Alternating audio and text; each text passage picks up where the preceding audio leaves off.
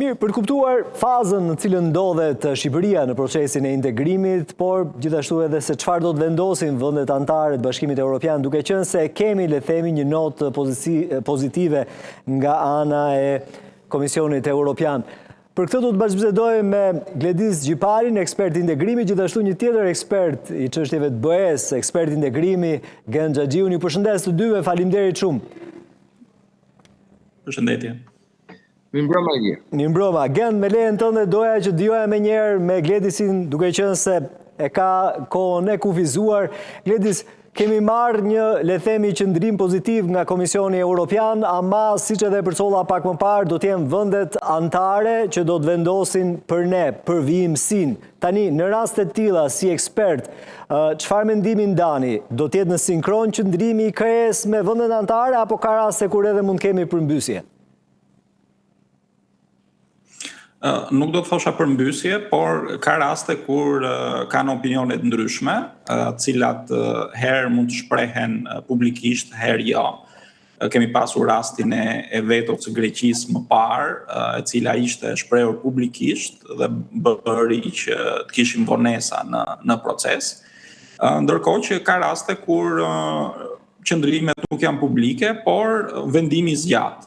Është pozitiv që Komisioni Evropian ka sjellë një raport të mirë, pra ka bërë vlerësimin teknik të mirë të gjithë çështjeve që trajtojnë grup kapitullin e parë, por tashmë është detyra dhe përgjegjësia e vendeve anëtare për të miratuar këtë raport. Dhe këtu do të shohim se cilat janë ato qëndrime. Fakti që nuk kemi një vendim të premten e kaluar tregon që nuk ka dakordsi. Duhet jenë gjitha vendet dakord për të miratuar raportin. Çfarë përcakton grup kapitulli numër 1, Gledis?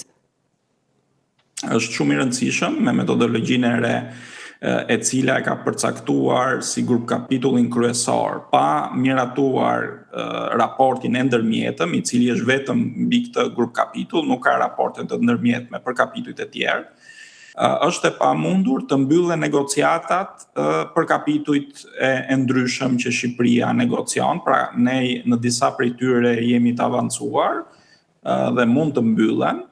Një plan me sa di unë të qeverisë shqiptare për të mbyllur disa kapituj brenda 6 muajorëve të parë të këtij viti, ata ku kemi përgatitje dhe ka dhe më pak legjislacion evropian. Por pa marrë një raport i barë të pozitiv, pra raport në ndërmjetëm, është e pamundur të mbyllen. Pra procesi do të shtyhet dhe për këto kapituj cilat janë gati, pavarësisht ecurisë që mund të jetë shumë pozitive, por nuk arrin dot të mbyllesh, sepse këto janë ato risitë e metodologjisë së re, që i kanë dhënë një rol të rëndësishëm më të madh se grup kapitujve të tjerë, grupimi të parë dhe jo më kot quhet dhe themeloret. Gledis, përpara se do të përshëndes, ecuria deri tani e Shqipërisë në gjykimin tënd si ekspert, e mirë, e dobët, shumë e mirë, e keqe?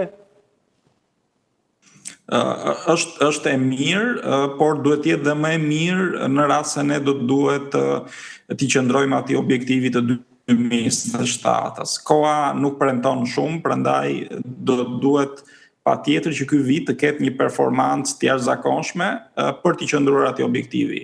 Ndryshe e humbim 2027-ën dhe do të shohim pastaj për vitet e tjera. Përshëndes Gledis, faleminderit. Faleminderit, kënaqësi. Përshëndetje. Kënaqësi gjithashtu.